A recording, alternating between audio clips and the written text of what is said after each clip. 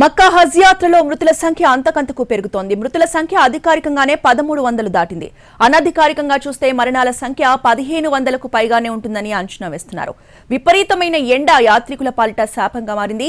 మృతుల్లో భారతీయుల సంఖ్య 100కు పైగానే ఉంది.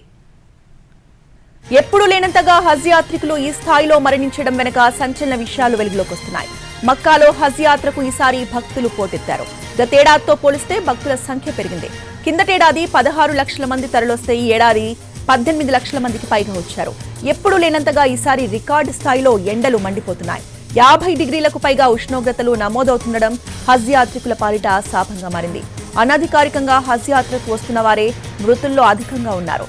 మరణించిన ప్రతి 5గురిలో 4గురికి పైగా ఇలా అనధికారికంగా వచ్చిన వారే. వారికి ఎలాంటి రిజిస్ట్రేషన్ ఉండదు. వారిని గైడ్ చేసేవారు ఉండరు. అనధికారికంగా వస్తుండటంతో సరైన వసతి కూడా లేకుండా పోతోంది.